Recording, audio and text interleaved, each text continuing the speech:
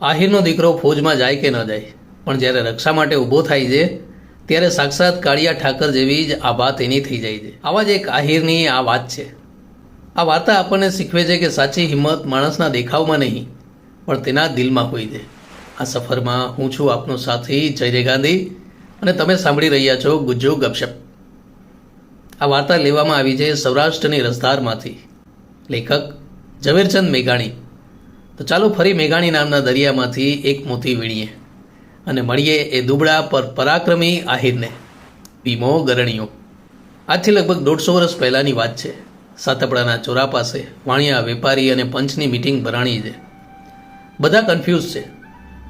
ભાવનગર અને પાલીતાણા બંને અલગ અલગ રાજાશાહી, બંને ભાયુજ થાય પણ બંનેના રાજ્ય અલગ અલગ હતા. પણ આજે પાલીતાણાના દરબાર પ્રતાપસંગજી મહારાજ પોતાના નવા ગામના તોરણ બાંધવા આવ્યા છે અને પ્રોબ્લેમ એ હતો કે બંને રાજ્યની બોર્ડર આ તોરણ બાંધવાથી એકબીજામાં મર્જ થઈ જતી હતી. જનરલી બંને બોર્ડરની વચ્ચે થોડીક જગ્યા રાખવામાં આવે છે, પણ અહીં બોર્ડર એક થઈ જતી હતી, જેથી ભવિષ્યમાં બંને રાજ્ય વચ્ચે થોડી કમથી જગ્યા માટે પણ યુદ્ધ થવાના ચાન્સ હતા. ગામના ચોરે આ ચર્ચા ચાલતી હતી. આજુબાજુના રાજ રજવાડાના એક્ઝામ્પલ પણ અપાતા હતા. પણ પાલીતાણાના દરબારને કહે કોણ કે થોડી અમથી જગ્યા જવા દો.